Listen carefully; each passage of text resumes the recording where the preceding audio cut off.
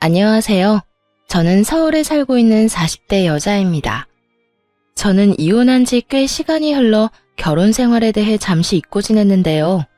얼마 전 지난 사연들을 들어보다 저와 비슷한 이야기가 있어 문득 저의 그 시절이 떠올라 이렇게 사연을 보내게 되었습니다.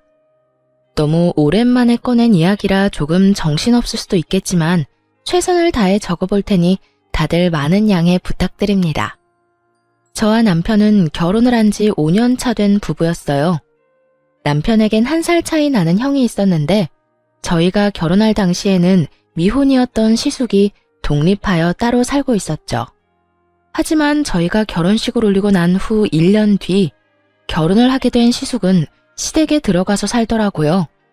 시숙이 집을 마련할 능력이 안 되는 것도 아니었고 오히려 사업이 잘 되는 편이라고 들었는데 독립한 사람이 합가를 한다고 하니 의아할 수밖에 없는 상황이었어요. 심지어 형님 집안 역시 부유한 편이라고 들었던 터라 여러모로 갑작스러운 합가는 의아할 수밖에 없는 상황이었습니다. 그러던 어느 날 남편이 씩씩거리며 그 의아한 상황이 일어나게 된 이유를 설명해 주더라고요. 진짜 장남이면 다야? 짜증나 진짜. 왜 무슨 일인데? 아주버님이랑 다퉜어? 내가 형이랑 싸움이나 되겠어? 엄마가 형만 감싸고 도는데? 우리 엄마는 진짜 왜 그러는 줄 모르겠어. 요즘 세상이 어떤 세상인데 그저 장남. 혼자 살 때도 나가 살던 형이 결혼까지 했는데 왜 합가했다는 줄 알아? 엄마가 글쎄 사업자금을 대준다고 했대. 사업자금? 그래서 합가하신 거야? 그래. 사업자금 주는 조건으로 합가하라고 했대. 형이랑 형수는 신나서 들어간 거고. 이게 말이나 돼? 우리 결혼할 때는 돈이 다 묶여서 땡전 한 푼 안 주시더니 형한테는 얼마나 들지도 모르는 사업자금을 지원해 주신다는 게 말이나 돼? 어디 차남서러워서 살겠소? 남편은 분하다는 듯 씩씩거렸고 전 비로소 아주버님과 형님이 합가한 이유를 알게 되었죠. 사실 이 이야기를 듣는데 섭섭한 마음이 들지 않았던 건 아니었어요. 그저 그뿐 다른 생각은 맹세코 하지 않았어요. 시모가 가진 돈으로 시모 마음대로 쓰겠다는데 제가 뭘 어떻게 하겠어요. 그저 그런가 보다 하고 넘기는 수밖에요. 하지만 정작 남편은 그렇지 않은가 보더라고요. 씩씩거리며 섭섭한 마음을 표현하는 것을 넘어 저에게 효도를 강요하기 시작했으니까요. 아마 저와 남편이 시모에게 더 잘하면 본인에게도 콩고물이 떨어질 거라 생각하는 듯 했습니다. 여보, 이번 주 주말에 약속 없지? 없긴 한데 왜? 왜긴 왜야. 우리 집에 가야 할 거 아니야. 가서 엄마 비위도 좀 맞추고 반찬도 좀 해주고 오자. 왜? 어머님 나한테 뭐 섭섭한 거 있으시대? 아니, 그냥 좀 잘 보이자 이거지. 갑자기 왜? 어머님한테 밉보인 것도 아니고 어머님 다 예뻐하셔. 그 정도 예쁨으로 되겠어? 형수는 지금 그 집에서 실시간으로 쉬지 않고 엄마한테 아부떨고 있을 텐데? 당신은 뭘 몰라도 한참 모른다니까. 우리 엄마가 아빠한테 받은 유산이 얼마인 줄은 알아? 그 많은 재산 다 형한테 넘어가게 둘 거냐고. 우리도 부지런히 잘 보여서 조금이라도 받아와야 할 거 아니야. 이 무슨 뜬금없는 소리인가 싶더군요. 시모를 몰라도 한참 모른다는 생각이 들기도 했고요. 저희 시모는요, 앞서 남편이 말했듯이 저희가 결혼할 때도 땡전 한 푼 보태주지 않은 분입니다. 그래서 대출금 갚아나갈 제가 안쓰러웠던 부모님이 현재 저희가 사는 집을 해주셨고요.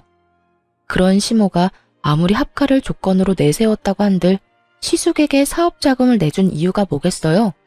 차남보단 장남, 시숙에게 뭐가 됐든 더 크게 물려주시겠다는 뜻 아니겠어요?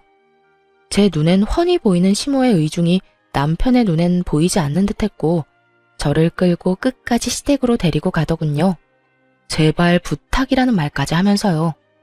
저는 남편이 부탁이라고까지 하니 남편의 뜻에 따라주기로 했어요. 남편의 뜻대로 반찬도 만들고 시모에겐 늘 그렇듯 싹싹하게 굴고요. 남편 역시 저 못지않게 시모에게 잘하려고 했고 그렇게 몇 년 동안을 저에게 효도를 강요했어요. 그 시간 동안 제가 시모에게 잘한 건 재산 때문은 아니었어요. 남편의 부탁 때문도 있었지만 그때까진 그저 시모와 사이가 나빠 스트레스를 받는 것보단 사이가 좋은 편이 더 나을 거라 생각했고 남편의 부모님이기에 며느리로서 해야 할 도리를 다하고 싶었던 거죠. 거기에다 시모와 함께 사는 형님의 안색이 날이 가면 갈수록 좋지 않아지니 딱 발길을 끊을 수도 없더라고요. 어머님, 형님, 저 왔어요. 왔어, 동서? 어머, 이건 다 뭐야? 그렇지 않아도 바쁜 사람이 빈손으로 오지. 매번 뭘 이렇게 바리바리 싸서 와? 에이, 이 정도 반찬 만들 시간은 있어요. 저희 먹을 거 만드는 김에 조금 더 만들면 되는걸요. 그런데 형님 안색이 어디 아파요? 안색이 너무 안 좋아요. 나? 아니, 그냥 좀 피곤해서 그래. 요즘 좀 피곤하네. 혹시 임신 아닐까요? 아니야. 그냥 말 그대로 좀 피곤해서 그래. 형님은 그저 피곤하다고 했지만 아무래도 그저 피곤한 안색이 아니었어요. 하지만 그렇다고 해서 계속 캐물을 수도 없는 노릇이었죠. 그래서 전 그저 갈 때마다 반찬을 만들어가며 형님의 일손을 덜어주었고 형님은 그런 제 마음을 고맙게 받아주곤 했어요. 제가 이렇듯 효도를 가장해 형님에게 도움을 주는 사이 남편은 시모에게 잘 보이려 갖은 노력을 하더군요. 엄마, 아들 왔어. 왔니? 바쁠 텐데 뭘 이렇게나 자주 와? 자주는 무슨? 생각 같아서 나도 들어와서 살고 싶은 걸 참고 있으니까 그런 섭섭한 말 하지 마. 아픈 데는 없지? 식사는 하셨어? 오늘도 엄마 며느리가 엄마 드시라고 반찬 만들어 왔어. 엄마 둘째 며느리 음식 좋아하시잖아. 나밖에 없지? 음식은 며느리가 만들었는데 생색은 왜 자기가 낸대?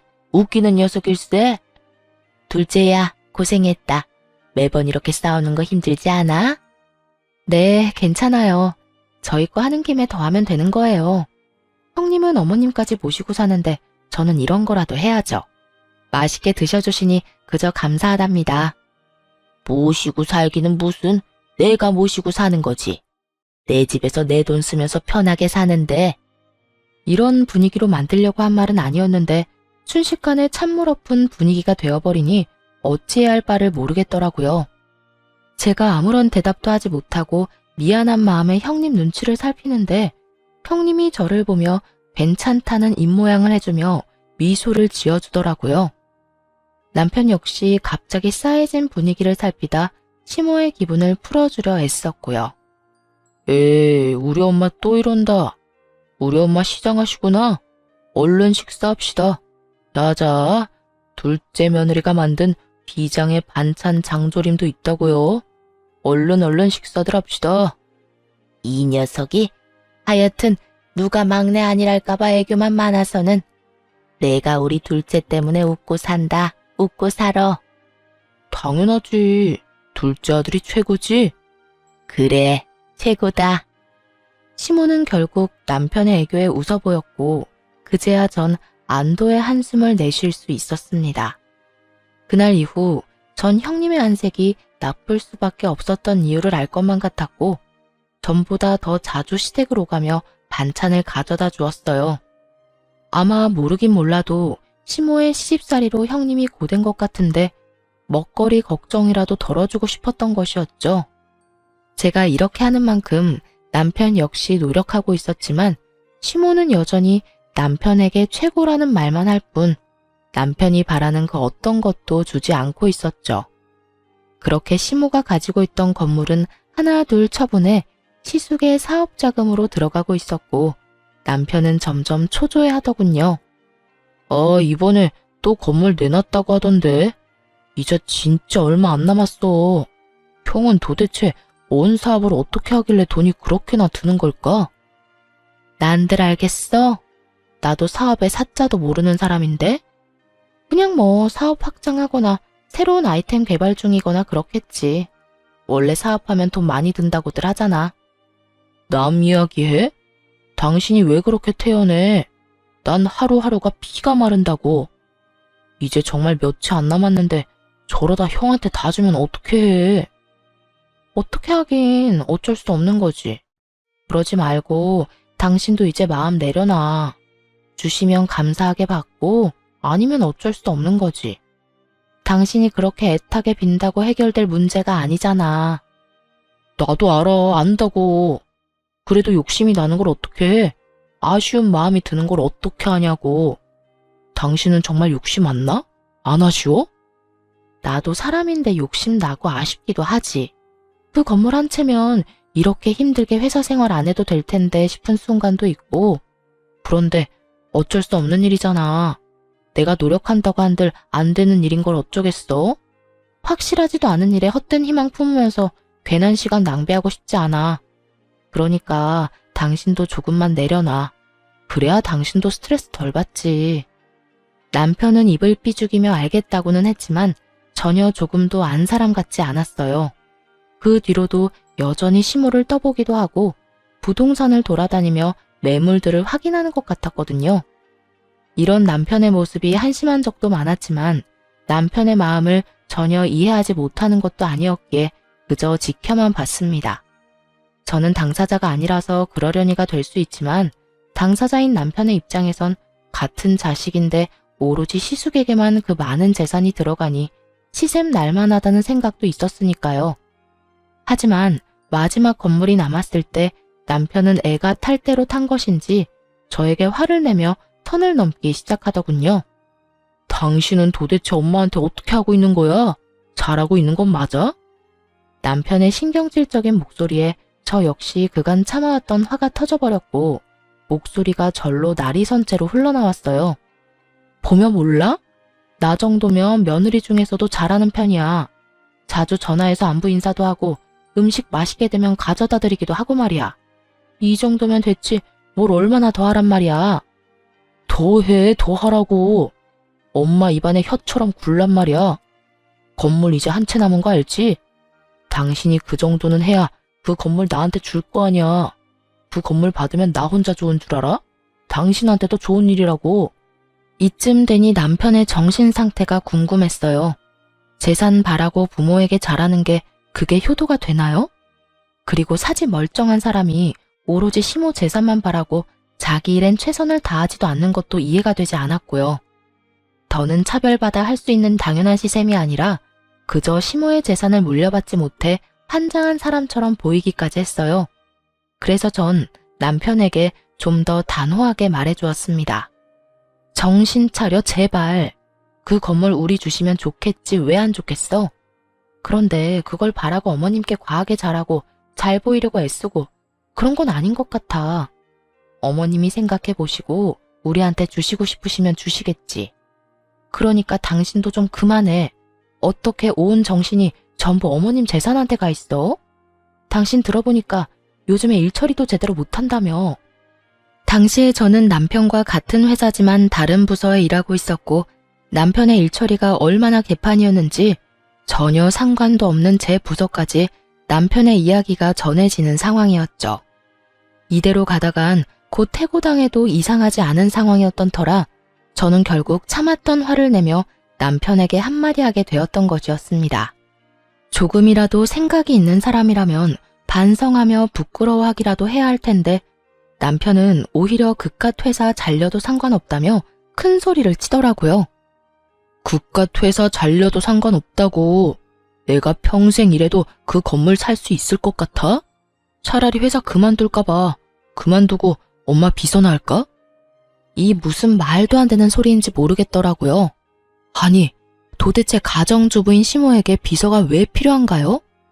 저는 도무지 이해가 되지 않았고 더 이해되지 않는 건 이 모든 말이 남편의 진심이라는 것이었어요. 정신 나간 말을 하는 남편의 눈이 기대감에 차 반짝이고 있었거든요. 전 그런 남편에게 고함을 빽 질러버렸어요.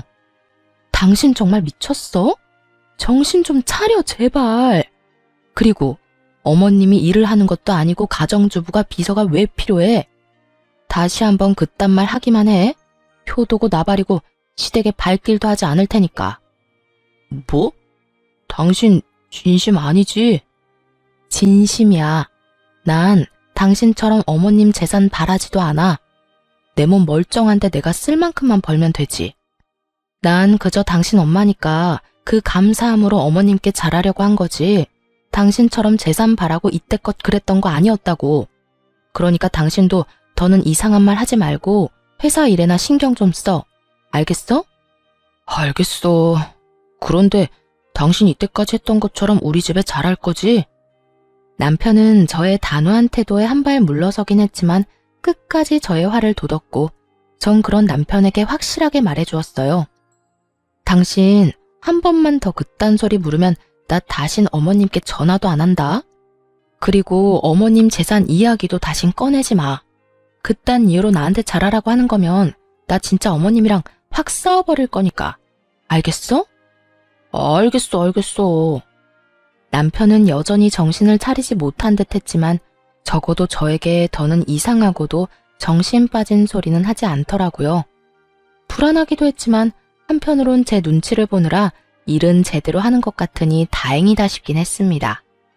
그렇게 불안하지만 평화로운 나날들이 지나가고 있었고 저는 건물에 대해선 까맣게 잊은 채 지내고 있었어요. 그런데 어머님께 전화가 오더라고요. 남편과 그런 일이 있고 난 뒤 일부러 시모와 거리를 둔 것도 있긴 했지만 일도 바빠졌던 터라 통화한 지 오래되어 조금은 반가운 마음으로 전화를 받았어요. 어머님, 웬일이세요? 너무 오랜만이에요. 요즘 바쁘니?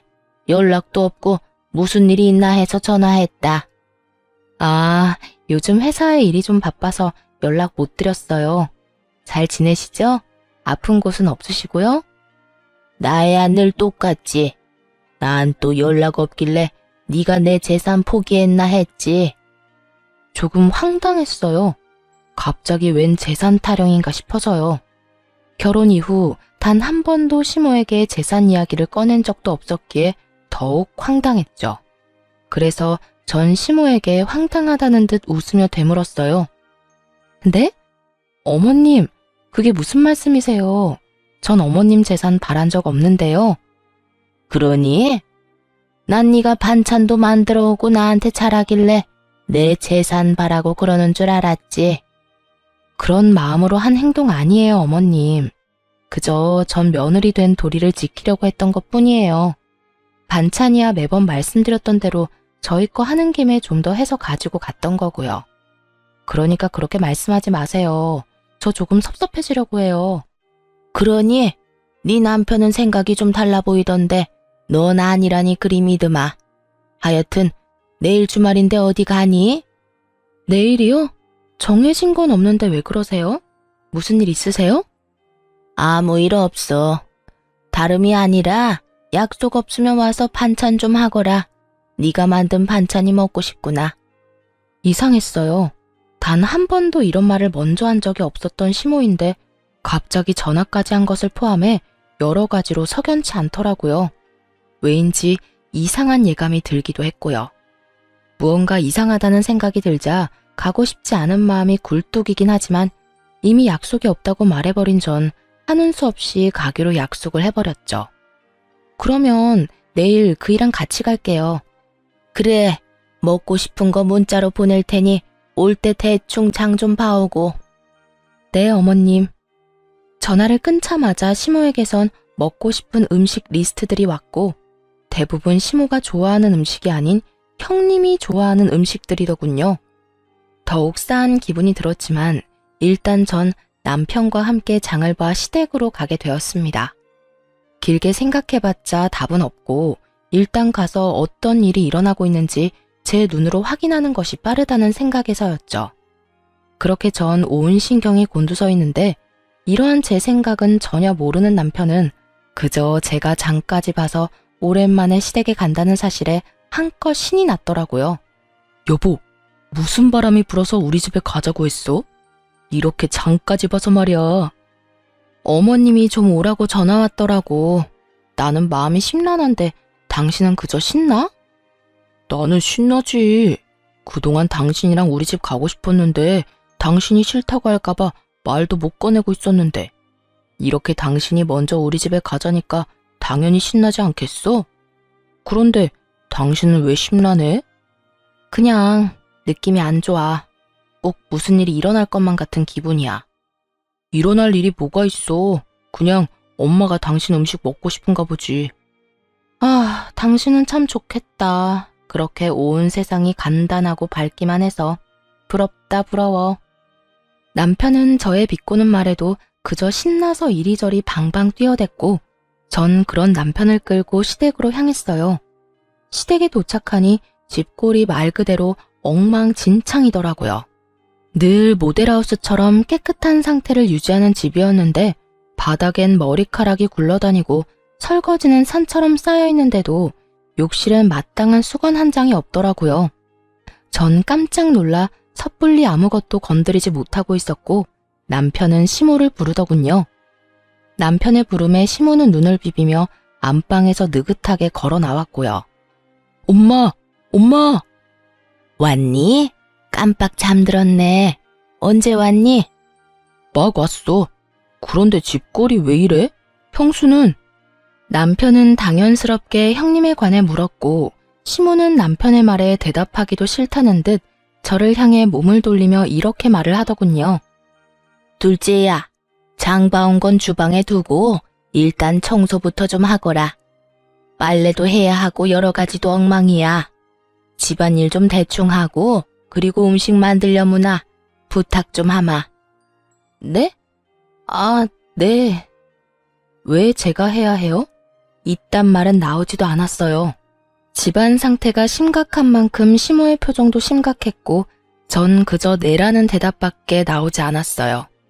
그렇게 전 쌓여있는 집안일들을 하고 음식들을 해냈고 상을 다 차리고 나니 시모가 이렇게 말하더군요.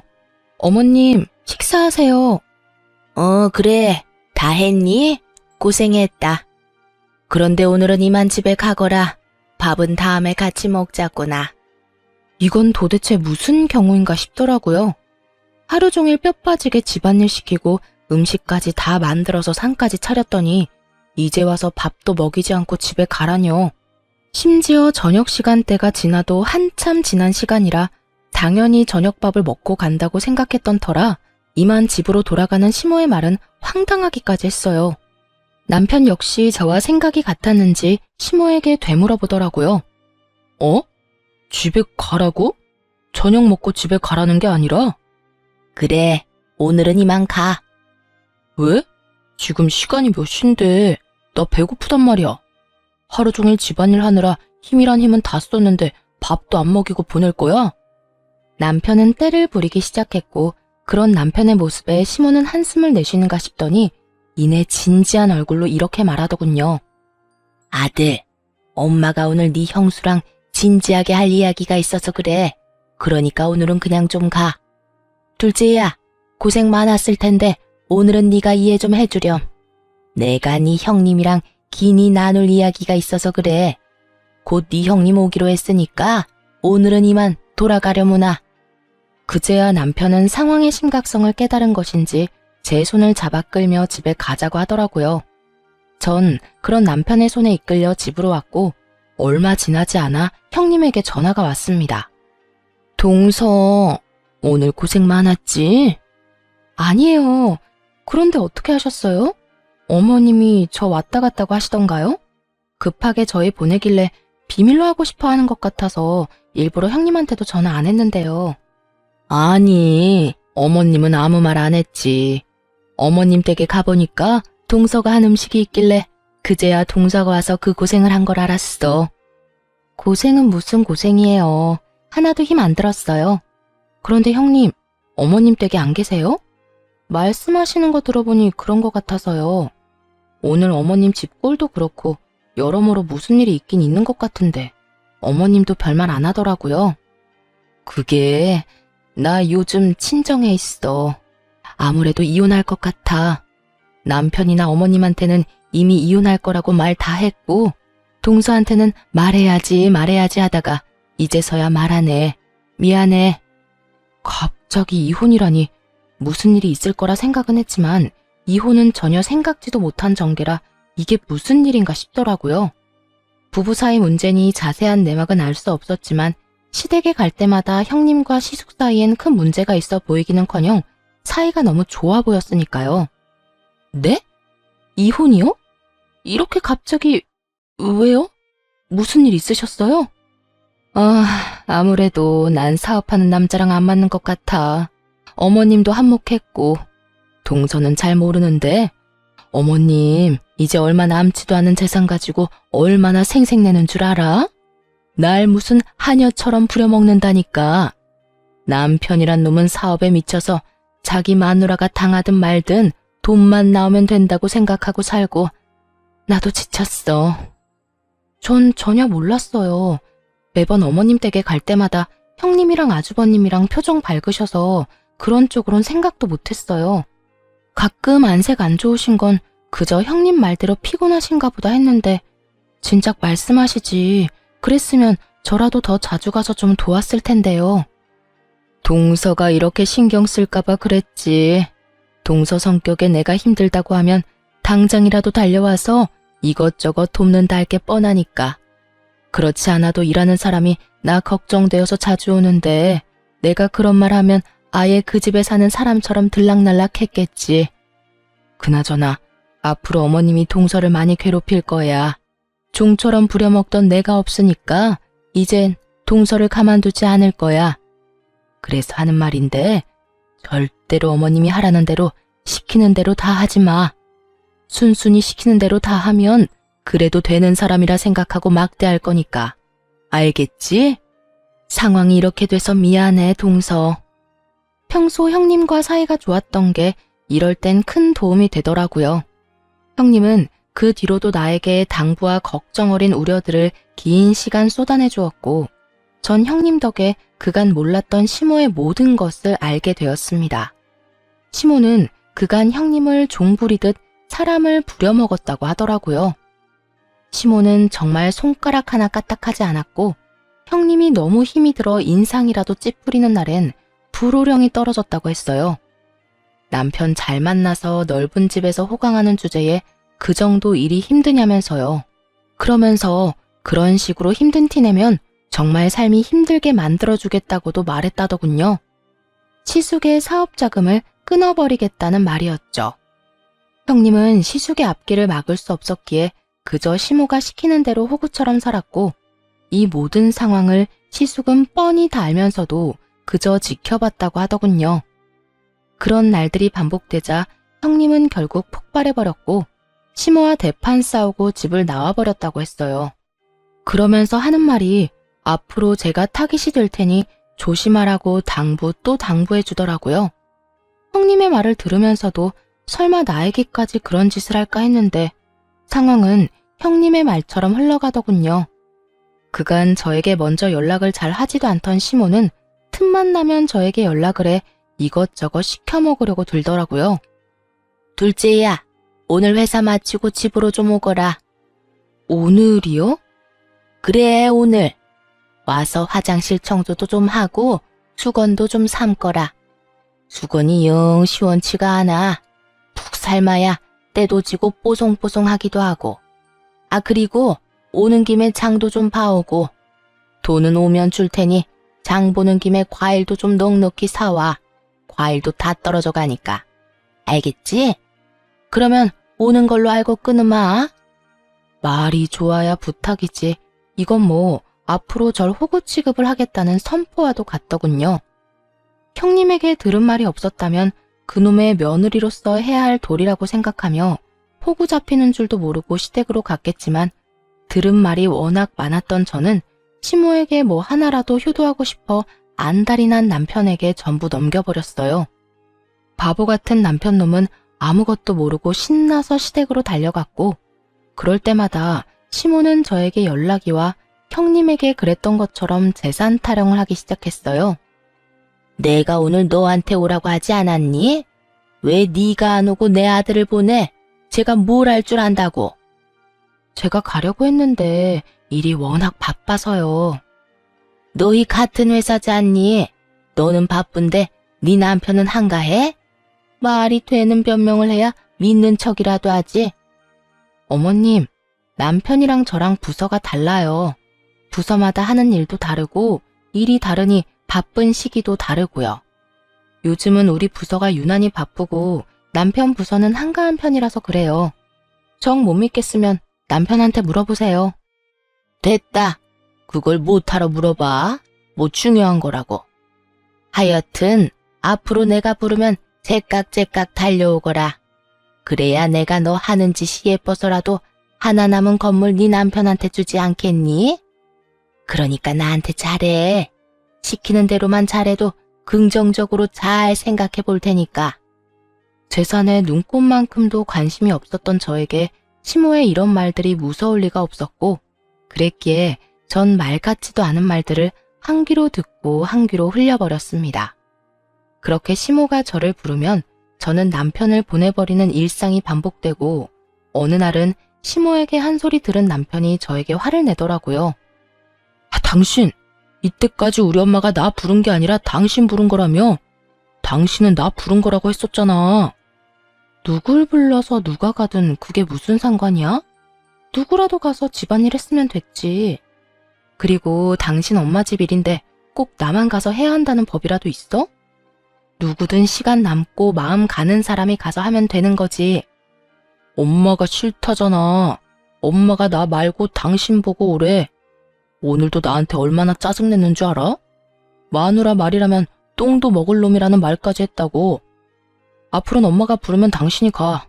당신이 가서 집안일을 하든 엄마 어깨를 주물러 주든 엄마가 시키는 일은 당신이 하란 말이야. 저는 이 말이 꼭 앞으론 시모의 하녀로 살라는 말처럼 들려 기분이 너무 나쁘더라고요. 제가 강아지도 아니고 오라가라 하면 그 말을 다 들어야 하나요? 하물며 집에서 키우는 강아지도 자기 기분 나쁘면 무시하고 들은 척도 안 하는 마당에 이 무슨 개보다도 못한 취급인가 싶었어요. 여보, 내가 진짜 마지막으로 말하는 거니까 잘 새겨들어. 효도를 하고 싶거든 당신이 직접 해. 괜한 사람 괴롭히지 말란 말이야. 나 요즘 일하느라 정신없어서 시댁까지 신경 쓸 여유도 없고 일이 한가하다고 한들 시댁 일 도맡아서 할 생각도 없어. 특히 당신처럼 재산 바라고 하는 효도? 난 더 이상 하고 싶지 않아. 그러니까 나한테 강요하지 마. 제 말에 남편은 기분이 상해버렸는지 빈정거리며 가소로운 협박을 하더라고요. 아이고 무서워라. 어디 겁나서 효도하라는 말이라도 할 수 있겠어? 그래, 나도 좋다 이거야. 앞으로 당신한테 절대 우리 집에 가라는 말 안 할게. 안 하면 되잖아. 대신 우리 엄마한테 건물 물려받으면 당신은 국물도 없으니까 그런 줄 알아? 10원짜리 하나 주지 않을 테니까 그때 가서 섭섭해하지나 말라고. 30살 넘은 남자가 어쩌면 이렇게도 유치한지. 정말 제가 남편을 데리고 사는 것인지 3살짜리 아들을 데리고 사는 것인지 헷갈릴 지경이었어요. 아니 3살짜리라면 귀엽기라도 하지. 이건 재산에 눈이 멀어서 마누라까지 호구 잡히게 하려고 하니 오만정이 떨어지려고 하더라고요. 아휴, 제발 돈 좀 받아달라고 무릎 꿇고 빌어도 절대 안 받을 테니까 그런 걱정 말고 제발 당신 선에서 당신이 알아서 효도해라. 알겠어? 그 후로도 전 여전히 시모가 부르면 남편을 보내버렸고 남편은 기분 나쁜 티를 내긴 했지만 늘 저를 대신해 시댁으로 가더군요. 그러던 어느 날 시댁으로 간 남편이 시모와 함께 집으로 돌아오는 것이 아니겠어요? 남편의 양손엔 시모의 짐이 가득했고 전 무슨 일인지 물었어요. 어머님, 갑자기 무슨 일이세요? 당신 손에 그건 뭐야? 무슨 짐이야? 저의 물음에 남편은 제 눈치를 살피며 조심스럽게 말을 꺼내더라고요. 이게 뭐냐면 우리 엄마 짐이야. 한동안 우리 집에서 지낼까 하고. 남편의 눈치를 보아하니 남편이 계획한 일은 아닌 듯 했고 시모가 독단적으로 밀어붙인 듯 했어요. 남편은 지나치게 제 눈치를 살피고 있었고 그런 남편의 행동이 마음에 들 리 없었던 시모는 저를 쏘아보며 당당하게 제 집에서 살겠다고 선포하더라고요. 뭘 그렇게 눈치를 보면서 말해? 나 한동안 여기서 좀 지내마. 너도 들어서 알겠지만 첫째네 결국 이혼했어. 그것 때문에 우리 장남이 속이 많이 상하는지 술을 마시고 집에 들어오는 날이 잦아져서 내가 잠을 통 못 자고 있고 말이다. 그래서 한동안은 내가 여기서 지내면서 기력 회복 좀 하려고 한다. 이건 무슨 자다가 봉창 두드리는 소리인가 싶더라고요. 아니, 시숙이 이혼을 했는데 왜 우리 집에 오는 건가요? 시숙이 술에 취해 집에 오면 앞으로 술을 자제하라고 하면 되는 일 아닌가요? 왜 애꿎은 우리 집에 와서 다짜고짜 살겠다고 하는 것인지 이해가 되지 않더라고요. 저에게 상의 한마디도 없이요. 저도 며느리로서의 도리 참 좋아합니다. 그런 저라도 이건 아니라는 생각이 들더라고요. 지금 이 자리에서 이 사태를 허용하고 넘어간다면 그 후에 일어날 일이 불보듯 뻔했으니까요. 아니요, 어머님. 전 싫습니다. 내가 잘못 들은 것 같은데 방금 너 뭐라고 그랬니? 싫다고 그랬니? 네, 싫어요. 저는 어머님이랑 같이 사는 거 생각도 해본 적 없어요. 아니, 100번 생각해본다 한들 싫어요. 너 정말 이딴 식으로 나올 거니? 내가 여기서 평생 산다는 것도 아니고 잠시 좀 지내다가 가겠다는데 그것도 안 된다 이 말이니? 시모는 저의 당돌함이 어이가 없다는 듯 되물어오더라고요. 마치 당연히 네가 해야 할 일인데 왜 안 된다고 하는지 이해가 되지 않는다는 투로요. 전 그런 시모의 말투가 더욱 마음에 들지 않았고 제대로 알아듣도록 더욱 강하게 말을 했어요. 네, 싫어요. 어머님은 잠깐이라고 하지만 그 잠깐이 1년이 될지 10년이 될지 누가 알겠어요? 어머님 형님께도 잠깐만 같이 살자고 해놓고선 4년을 부려먹으셨다면서요. 전 죽어도 그렇게는 못 사니까 그런 줄 아시고 돌아가 주세요. 전 단호했고 그런 저의 태도에 남편이 더 놀라 저를 뜯어말리기 시작하더군요. 당신 미쳤어? 엄마한테 지금 그게 무슨 말이야? 말투는 또 그게 뭐고? 얼른 사과드리지 못해? 얼른 싹싹 빌고 엄마가 쓸 빵 청소나 해. 얼른. 싫어. 내가 왜 그래야 하는데? 그리고 당신 잊었나 본데 여기 우리 집에서 해준 내 집이야. 명의도 내 명이라고. 이딴 집 몇 푼이나 한다고 이 유세인지 모르겠네. 그래, 네가 나가라니 내가 나간다마는 이 한 가지는 똑똑히 알아둬라. 내가 이 집에서 한 발이라도 나가는 순간 내 아들도 이 집에서 나가는 거야. 이 말이 무슨 말인 줄 아니? 네가 날 이 집에서 내보내면 내가 너희 이혼시키겠다는 말이야. 그래도 내가 이 집에서 나가길 바라니? 넌 절대 날 이 집에서 내보내지 못해. 라는 시모의 속마음이 들리는 듯 했어요. 착각도 유분수지. 어떻게 저런 착각을 할 수 있는 것인지 참 황당하더라고요. 여기서 시모를 따라 나가 저하고 이혼을 하겠다는 남편이면 저도 그깟 이혼 웃으면서 할 수 있다는 걸 시모는 전혀 모르는 듯 했어요. 남편 역시 마찬가지였고요. 전 아주 큰 착각을 하고 있는 두 사람을 향해 이렇게 말했어요. 네? 그래도 상관없으니 지금 당장 나가주세요. 당신도 마찬가지야. 어머님 말씀대로 내가 어머님 나가라고 해서 나랑 이혼할 생각이면 지금 당장 짐들 다 싸들고 가. 2번 다신 짐 핑계로 이 집에 들락날락하는 일 없게. 들었지? 아들, 당장 짐 챙겨. 네 마누라가 겁대가리 없이 짓거리는 거 보니까 이참에 버릇을 단단히 고쳐줄 필요가 있겠구나. 어디 법원 가서도 그리 당당할 수 있는지 두고 보자. 두 여자의 진심 가득한 선포에 남편은 잠깐 멈칫한다 싶더니 이내 시모의 강한 눈빛 한 번에 짐을 다 챙겨 시모의 뒤를 따라 집을 나가버리더라고요. 오만정이 떨어졌던 남편이긴 했지만 이혼만은 하기 싫어 마지막 기회를 줬던 것인데 그 기회를 발로 뻥 차버리는 남편을 보며 저 역시 굳게 마음을 다잡게 되었죠. 쇳불도 당김에 빼라고 전 남편이 집을 나간 바로 다음 날부터 이혼 준비를 시작해 남편에게 통보해버렸습니다. 여기 이혼 서류 도장만 찍으면 돼. 기어코 이혼을 하자고? 당신도 짐까지 싸서 나갔을 땐 이 정도는 각오했던 거 아니었어? 위자료, 재산 분할 잘 살펴봐. 소송까지 하려면 그래도 되고. 난 당신이 어떻게 하든 다 준비돼 있으니까. 그런데 될 수 있으면 빨리 끝내고 싶으니까 합의를 하든 소송을 하든 잘 생각하고 결정 빨리 내려줬으면 좋겠어. 당신이야말로 잘 생각해. 당신 나 없이 살 수 있어? 나랑 이혼하면 회사는 어떻게 다니게? 자신 있어?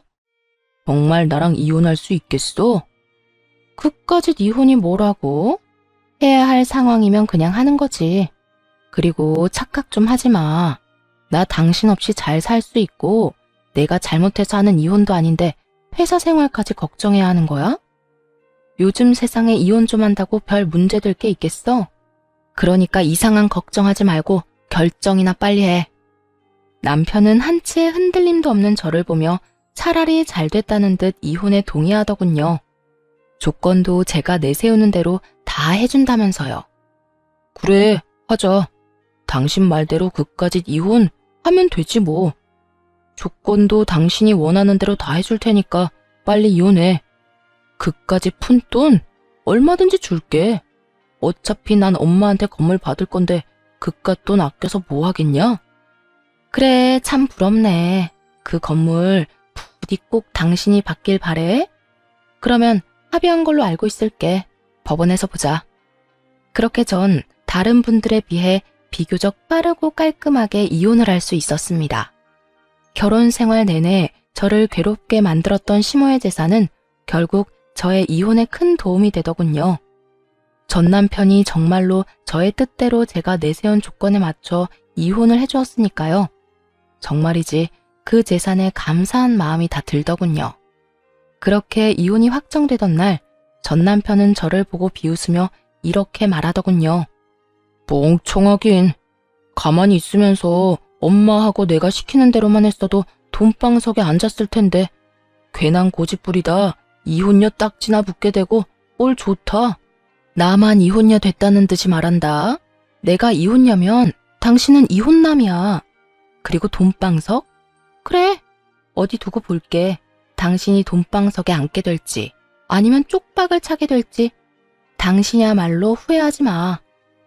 왜 이렇게까지 말을 했냐고요? 다 이유가 있었어요. 사실 전 시모가 가진 것은 아무것도 없는 상태였거든요. 형님에게 들은 바로는 전 남편이 철석같이 믿고 있는 건물마저 진작 처분해 시숙에게 투자한 상태였고 시숙은 그마저도 날려먹었다고 하더라고요.